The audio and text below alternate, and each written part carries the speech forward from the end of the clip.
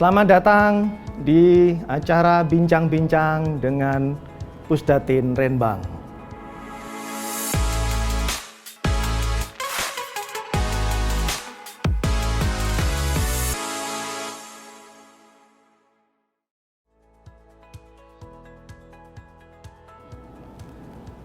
Nama saya Mas Denny Randy R. Wihatnolo.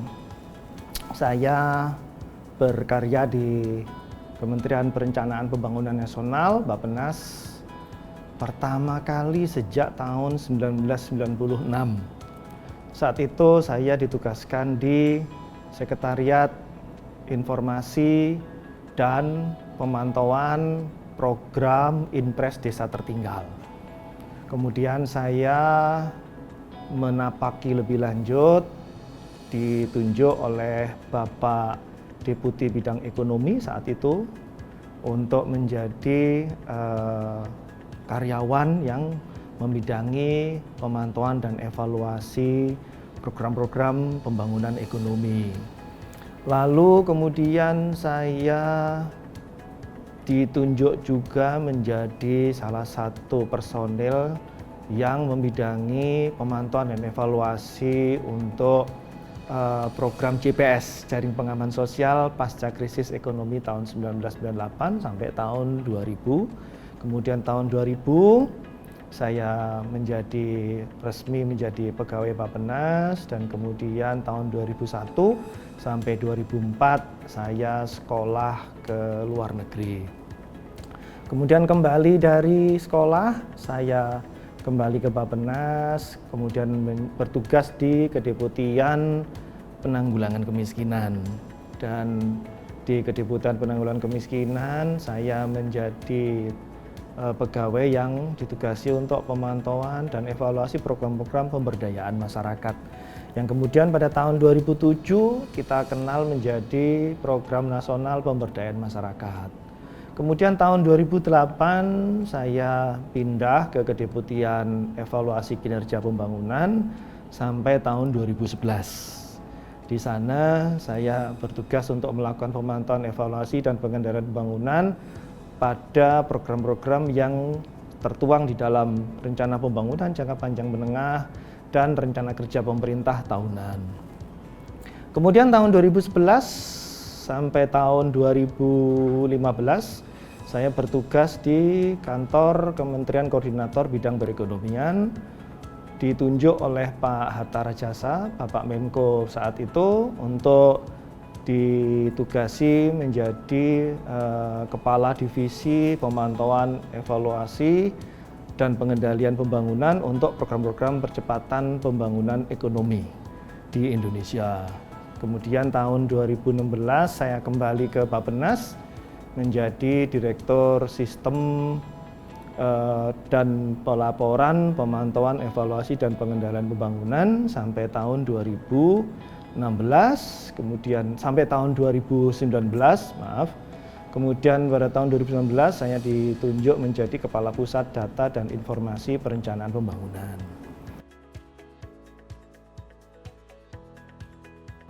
Ya, dalam setiap memimpin sebuah organisasi, ya, seperti pepatah Jerman, setiap permulaan itu pasti sulit.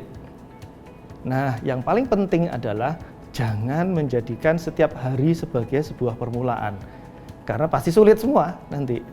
Sehingga permulaan sajalah yang sulit. Nah, sulit ini adalah tantangan, kesulitan ini adalah tantangan.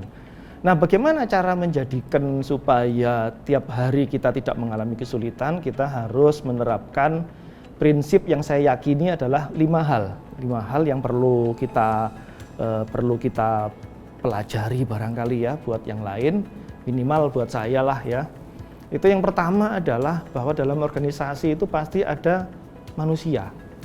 Tanpa manusia, organisasi itu seperti benda mati yang tidak hidup. Nah, organisasi itu harus hidup. Organisasi itu harus hidup karena ciri-ciri dari kehidupan itu adalah adanya inovasi, adanya kreativitas, adanya inisiatif. Tanpa ada inovasi, kreativitas, dan inisiatif, maka organisasi tidak bisa hidup. Sehingga kalau organisasi tidak bisa hidup, kita sendiri yang mengalami kesulitan untuk mendeliver pekerjaan yang kita miliki. Nah ini jadi faktor SDM ini menjadi sangat penting, faktor manusia ini menjadi sangat penting, maka hubungan kerja seorang leader dengan orang-orang yang berada di sekitarnya dalam organisasi itu adalah harus bersifat human relationship, bukan sekedar formalitas hubungan antara atasan bawahan. Nah ini yang paling penting. Jadi bagaimana mengemas hubungan menjadi hubungan yang setara, inilah yang menjadi sangat penting. Jadi bukan sekedar slogan egaliter, tapi egalitarian itu juga harus diimplementasikan dalam kenyataan sehari-hari. Satu itu manusia, jadi kita harus memanusiakan manusia dalam pekerjaan kita. Yang kedua adalah metodologi dan prosedur kerja. Ya, yang seringkali dalam sebuah organisasi pimpinan ketika menugaskan kepada para anak buah atau kepada karyawan itu seringkali tidak membekali para anak buah dengan metodologi dan prosedur kerja. Ini yang kemudian menyebabkan kesulitan ketika para anak buah harus mendeliver pekerjaan itu dalam skala organisasi. Nah, disinilah pimpinan harus memiliki kecakapan yang sangat baik untuk memahami metodologi dan prosedur kerja yang tidak hanya dipahami oleh si leader itu, tapi juga si pimpinan dapat memberikan kemampuan kepada para anak buah memiliki metodologi dan prosedur kerja yang baik juga. Nah, ketika ini bergulir, maka akan terjadi yang namanya lingkaran malaikat, ya. Semakin sering kita berdiskusi dalam mendiskusikan metodologi dan prosedur kerja, maka kemampuan anak buah dalam mengeksekusi kegiatan atau mengeksekusi tugas itu menjadi lebih baik. Nomor 2 itu prosedur dan metode kerja. Yang ketiga adalah prasarana kerja dan infrastruktur. Ini sangat penting. Tanpa dukungan prasarana kerja yang memadai dan manusiawi, lagi-lagi ya, misal seorang anak buah misalnya bekerja sebagai programmer. Nah, ketika dia datang ke saya, dia mengatakan bahwa komputernya itu adalah 486 HD misalnya. Nah, mana mungkin komputer dengan prosesor seperti itu bisa memberikan output yang sangat baik. Nah, ini kemudian seorang leader harus memberikan solusi. Nah, ini jadi harus dibekali dengan infrastruktur yang baik. Demikian pula meja kerja. Jangan sampai meja kerja cuma 1 kali 1 meter untuk 1 orang. Nah, ini yang harus dihindari. Ini juga harus diberikan solusi. Dan ini seorang leader memiliki tugas memberikan solusi agar perangkat kerja infrastruktur ini tersedia dengan baik. Sehingga jangan pelit-pelit. Kalau misalkan anak buah minta komputer dengan spek yang sangat tinggi dan itu sangat berguna buat kepentingan organisasi, harus kita lakukan pengadaan. Jangan pelit-pelit. Nah, ini yang harus kita emban ya, solusi ini, dan harus kita implementasikan. Itu yang ketiga. Kemudian yang keempat itu adalah kebersamaan dan kemanfaatan bersama. Bekerja itu jangan menjadi seolah-olah kebutuhan dari pimpinan dan menjadi kewajiban yang harus diemban oleh anak buah. Bekerja itu harus mempunyai kemanfaatan bersama. Contoh kemanfaatan bersama ini, kemanfaatan bersama atau menjadi kegemaran bersama misalnya, ya kita harus memahami bahwa dalam menjalani sebuah kewajiban, ya kita harus seiring sejalan bersama-sama dalam melakukan pekerjaan itu. Kalau perlu kita buat suasana pekerjaan itu menjadi menyenangkan. Contoh, kita kalau bekerja ya jangan selalu di belakang meja terus. Ya sekali-sekali atau kita buat secara reguler kita bekerja di luar ruangan. Nah, ini sedikit berada di luar ruangan buat kita semua itu memberikan nuansa yang berbeda ketika kita melakukan pekerjaan di dalam ruangan.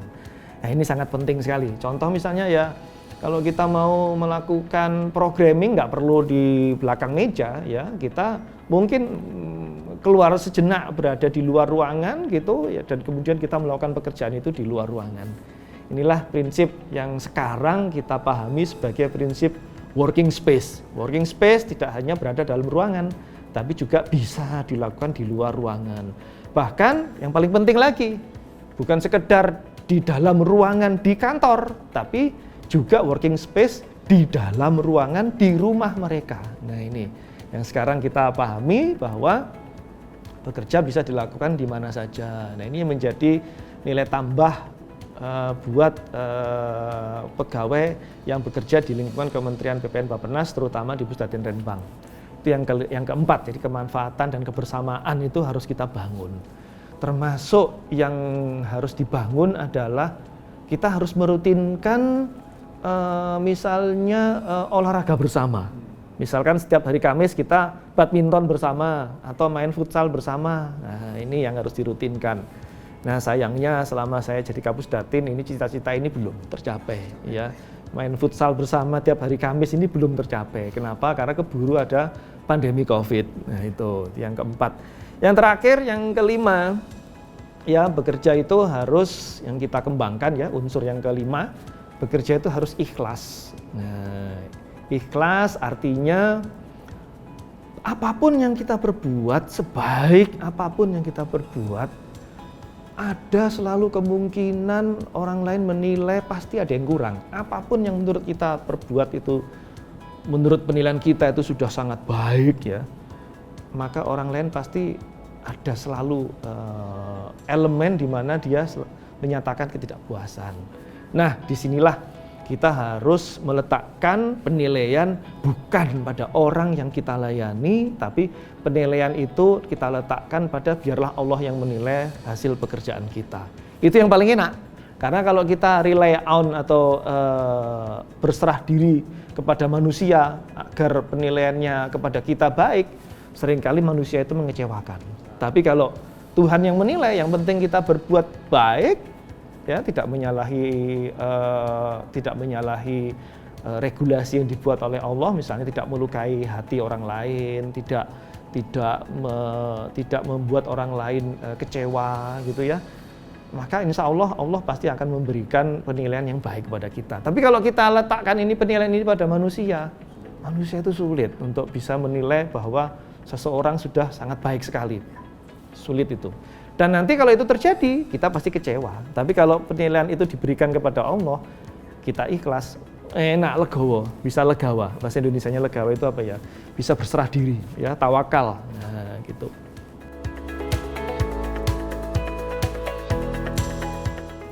Jadi saya bertugas di Pusdatin Renbang tanggal 15 September 2019.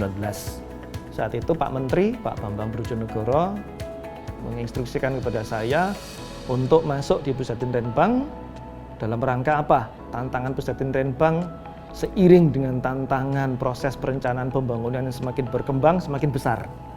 Tantangannya ada 3 yang diberikan kepada saya. Pertama, saya diminta untuk membangun data center di Kementerian Perencanaan Pembangunan Nasional Bappenas.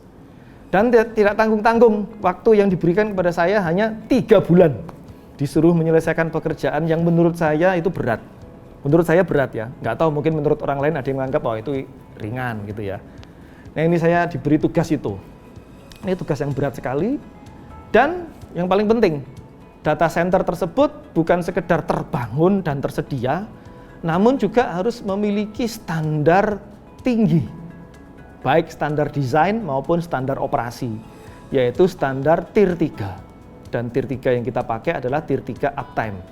Kemudian yang ketiga, yang paling penting lagi, ini yang paling penting lagi, data center kita Tier 3 plus. Plusnya apa? Menggunakan konten lokal yang sangat tinggi, dan konten lokal itu merupakan standar data center hijau. Nah, jadi data center yang dibangun di Bappenas bukan sekedar cepat, 3 hari harus selesai tanpa ada masalah. Yang kedua adalah sesuai dengan standar desain dan operasi yang tinggi, yaitu Tier 3. Yang ketiga, harus sesuai dengan standar data center hijau atau green data center. Nah, ini tugas yang sangat berat.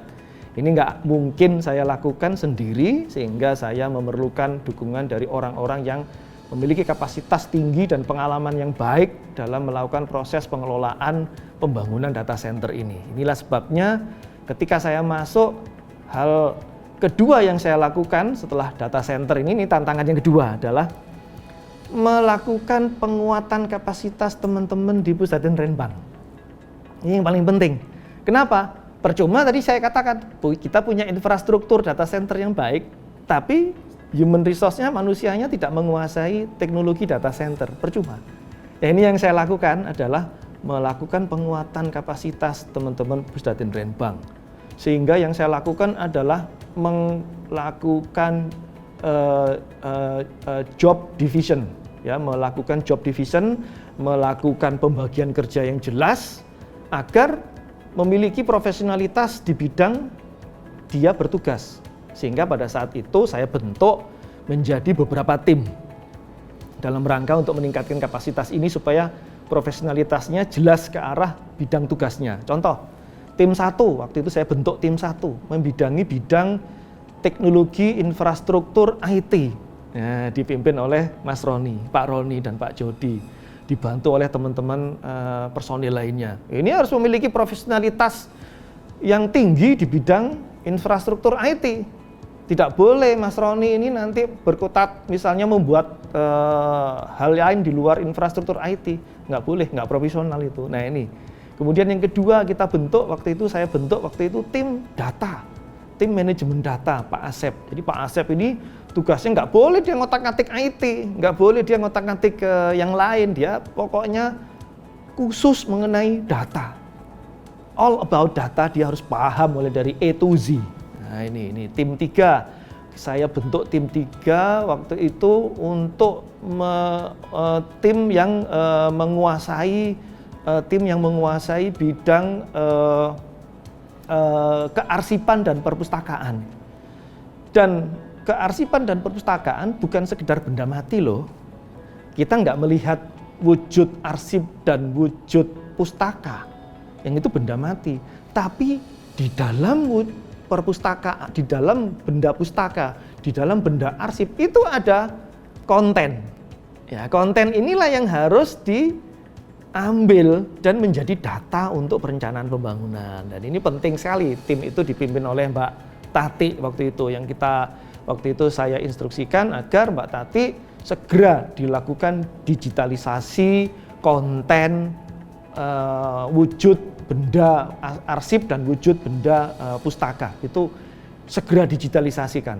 Supaya apa? Supaya metadatanya bisa kita ambil sebagai data. Nah itu penting sekali itu.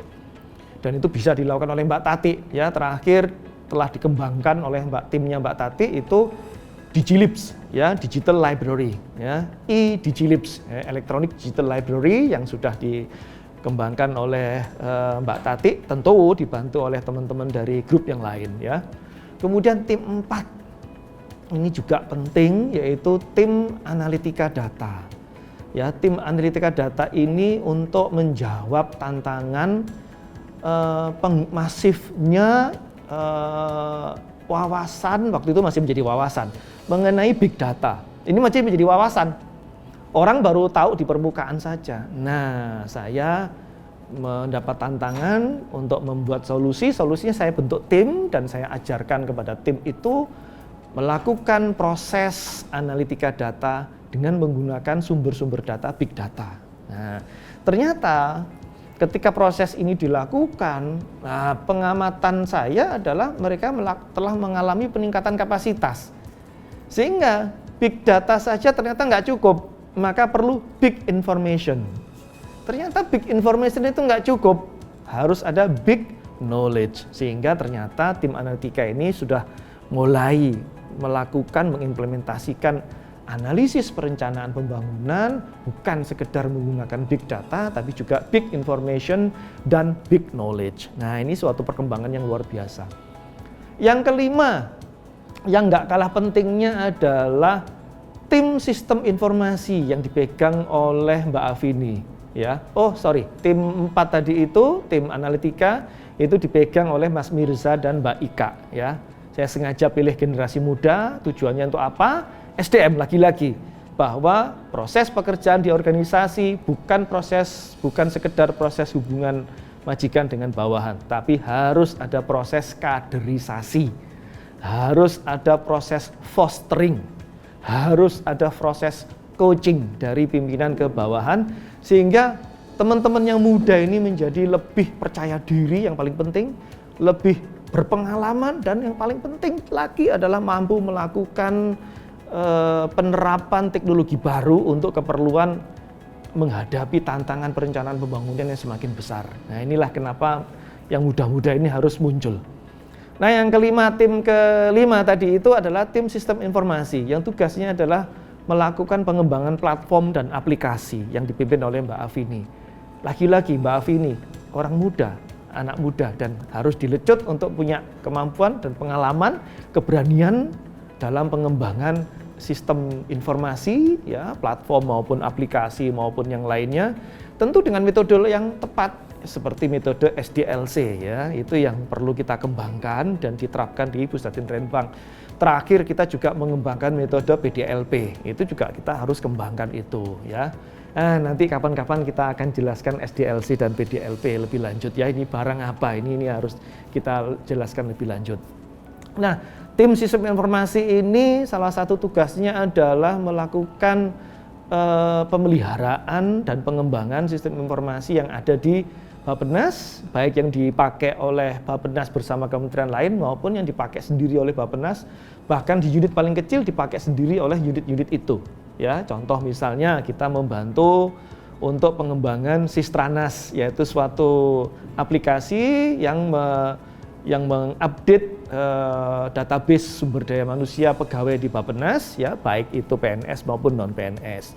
Yang mana Sistranas ini mengkolaborasikan dua aplikasi sebelumnya yang terpisah, yaitu aplikasi khusus untuk ASN dan aplikasi khusus untuk non ASN itu terpisah. Sekarang kita kolaborasi, kita integrasikan. Yang kedua yang nggak kalah penting yang terakhir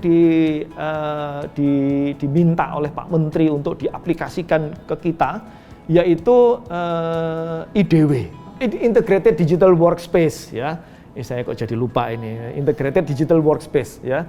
Itu Pak Menteri kita yang sekarang, Pak Suharso Monarva, memerintahkan kepada teman-teman Pusdat, ke teman-teman Bappenas waktu itu untuk mengimplementasikan mekanisme kerja atau prosedur kerja dengan menggunakan manfaatan platform digital.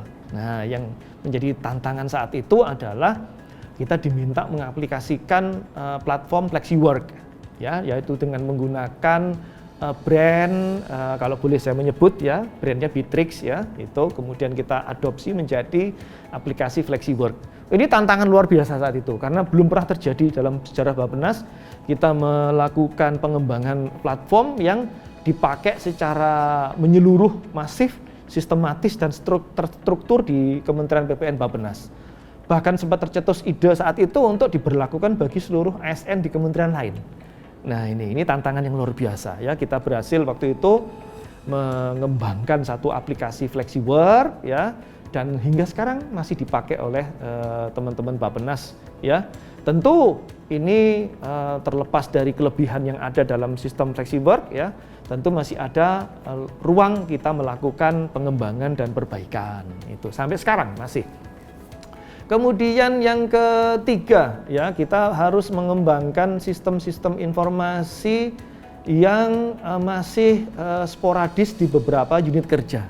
Yang mana sistem-sistem ini bila tidak kita satukan, maka akan kesulitan orang membuat klarifikasi dan kategorisasi ini sistem ini apakah berada di sisi input atau di sisi perencanaan atau di sisi proses, di sisi pelaksanaan pengendalian atau di sisi output, di sisi evaluasi atau pelaporan. Nah, ini teman-teman di Bappenas pasti bingung. Nah, ini kita lakukan kolaborasi. Dan kolaborasi ini kita masukkan dalam sistem IDW sehingga sistem-sistem di Bappenas yang bersifat perencanaan terpisah. Sistem-sistem di Bappenas yang bersifat pemantauan pengendalian terpisah, sistem-sistem di Bappenas yang bersifat evaluasi dan pelaporan juga terpisah. Namun masing-masing sebagai satu sistem tersendiri, tapi dalam ekosistem yang lebih besar, yaitu ekosistem sistem perencanaan pembangunan nasional. Ada di dalam IDW itu semua. Ini kita bangun juga di situ, ya. Terakhir tantangan saya adalah membumikan analisis geospasial yang saat itu masih dipahami analisis geospasial ini sebagai cara untuk memvisualisasikan data. Ternyata tidak, analisis geospasial juga bisa dikawinkan, dikolaborasikan dengan analisis lain seperti machine learning dan deep learning. Kita juga terapkan secara metodologi dan secara prosedural dalam rangka melakukan analisis sistem perencanaan pembangunan nasional. Nah, ini penting sekali dan ini masih berjalan hingga kini dan ini tidak bisa sekali jadi dan harus dilakukan proses coaching yang terus-menerus agar teman-teman baik di Pusdatin dan di Bappenas, terutama teman-teman yang muda-muda nih, lebih memahami analisis geospasial sebagai basis dalam proses perencanaan pembangunan nasional. Bahkan bisa juga untuk membantu proses pembangunan daerah dan proses pembangunan wilayah dan kawasan tentunya. Nah, inilah tugas dari timnya Mbak Afi ini ya saat itu. Yang tentu ini dibantu juga oleh grup yang lain, oleh tim yang lain, tapi fokusnya adalah di timnya Mbak Afi ini ya. Kemudian ada tim 6. Tim 6 ini adalah tim kemitraan dan kerjasama ya. Apa tugas tim 6 ini? Untuk menjembatani kebutuhan-kebutuhan dari unit kerja lain yang menginginkan kerjasama dengan Pusdatin Renbang dalam rangka penguatan kapasitas di unit kerja itu. Nah, di sini Bappenas, terutama Pusdatin Renbang tidak berdiri sendiri. Ada unit eksternal yang kita sebut sebagai PLJ Puslab Jakarta, ada unit internal yang kita sebut sebagai KSI Knowledge Sector Initiative yang membantu proses kemitraan ini, sehingga ketika unit-unit kerja lain di luar Pusdatin Renbang menghendaki dukungan atau bantuan teknis dari Pusdatin Renbang, kita bisa memberikan kepada mereka bukan sekedar produk tapi prosesnya, karena lagi-lagi ya produk itu tidak akan bisa bersifat jangka panjang tanpa bagaimana membuat produk itu diketahui oleh unit kerja yang meminta bantuan kepada kita.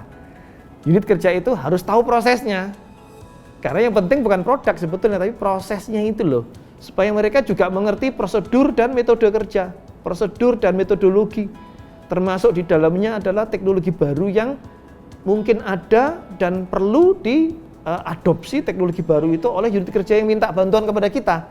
Jadi bukan kita beri mereka nasi goreng, tapi kita beri kepada mereka bagaimana membuat nasi goreng itu. Ya, di dalam nasi goreng ada nasi, ada kecap, ada sambal, ada cabai, ada macam-macam bumbu-bumbu itu mereka harus tahu. Dan proses bikinnya, resepnya, ramuannya mereka harus tahu. Sehingga ketika produk sudah selesai, harapannya terjadi peningkatan kapasitas di unit kerja itu untuk lebih lanjut dalam jangka panjang mengerjakan sendiri produknya. Contoh PT KAI kita bantu, ya kita Pusdatin Renbang dibantu bersama dengan PLJ, kita melakukan kerjasama segitiga. Ya, ini satu sama lain saling membantu, bersinergi ya. Segitiga itu adalah unit kerja yang minta, kemudian PLJ dan Pusdatin Renbang. Nah, kita melakukan proses di situ penguatan kapasitas bukan sekedar produk dalam rangka membantu PT KAI agar PT KAI memahami data yang mereka miliki. Semula PT KAI tidak tahu bagaimana cara mensikapi data itu. Setelah ada proses kemitraan ini, PT KAI menjadi lebih tahu dan sekarang mereka mandiri. Bahkan mereka sekarang membangun unit analitika data sendiri di PT KAI akibat intervensi yang pernah kita lakukan. Nah, ini sebuah tantangan besar yang berhasil kita lalui dan bisa kita lakukan. Ya, ini suatu menurut saya ya, ini suatu kemajuan ya. Ini lagi-lagi ya. Ini menurut saya, karena penilaian orang lain boleh jadi ini bukan suatu kemajuan. Ya, ini kembali lagi ke Allah lagi. Ini kita biarkan Allah yang menilai. Yang terakhir yang penting adalah tim 7 ya. Tim 7 itu tim kesekretariatan. Tim kesekretariatan ini penting, ini dalam rangka untuk manajemen organisasi internal. Ya, surat masuk, surat keluar itu harus jelas didisposisikan kepada siapa dan kemudian dilakukan pengendalian pelaksanaannya. Nah, ini tim kesekretariatan ini menjadi penting, termasuk tim kesekretariatan ini bertugas membagi alokasi sumber daya yang diperlukan oleh setiap tim dalam melakukan kegiatan. Nah, di awal memang sulit untuk melakukan pemahaman bahwa setiap kegiatan memiliki alokasi yang disesuaikan dengan kebutuhan yang berjalan. Di awal sulit, di akhir-akhir ya lama-lama menjadi kebiasaan dan ini menjadi suatu akhirnya menjadi suatu regulasi yang melembaga. Nah, ini yang paling penting ya. Jadi proses pembiasaan ini memang dimulai dari pembentukan tim baru itu tadi itu ya, tim kesekretariatan, manajemen organisasi tadi itu, dan ini dilembagakan, dilakukan secara bersama dan akhirnya bisa dilakukan secara melembaga atau terinstitusionalisasi. Last but not least adalah tim 8 yang membantu kita dalam proses pengalokasian sumber daya, yaitu tim PPK. Ya, kalau tim 7 waktu itu dipimpin oleh Mbak Heni, dibantu oleh Mbak Lia. Mbak Lia memiliki keterkaitan erat dengan tim 8-nya Mbak Mas Dharma, tim PPK, karena dalam proses manajemen organisasi tidak lepas dari penggunaan sumber daya, dan sumber daya ini terutama sumber daya keuangan disuplai dari tim 8-nya Mas Dharma.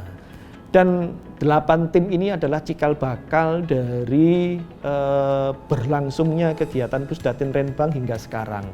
Apapun yang dilakukan oleh Pusdatin Renbang sekarang tidak bisa terlepas dari keberadaan 8 tim yang sudah pernah kita bentuk dulu itu, ya. Proses kerjanya masih tetap ada, mungkin bentuk timnya sudah berubah, ya. Ini tidak apa-apa. Yang penting adalah telah terjadi proses transformasi knowledge, dan lebih dari itu melakukan implementasi terhadap knowledge tadi itu dalam keseharian. Nah, ini tentu tidak berhenti di sini, tetap terus harus berkembang.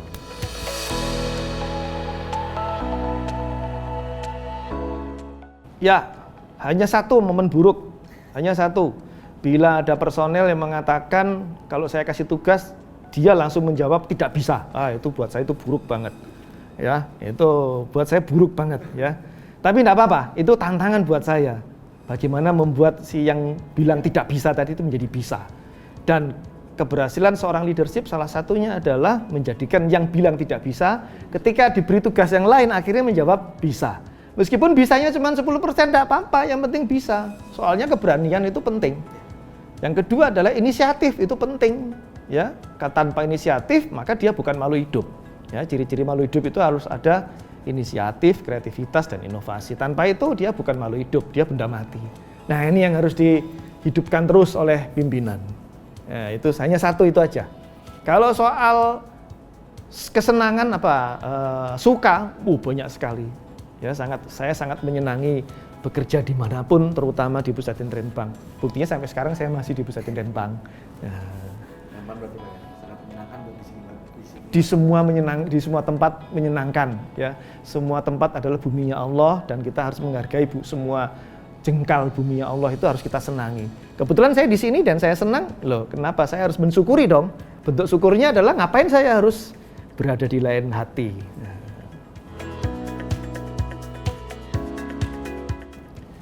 Tiga kata, Pusdatin Renbang harus selalu punya inisiatif, kreatif, dan inovatif. Kuncinya adalah dengan 5 cara tadi itu, SDM, ya, infrastruktur, prosedur dan metode kerja, ya, kebersamaan, dan penilaian kita serahkan kepada Allah. Terus implementasinya gimana? Dengan menggunakan 8 tim tadi itu.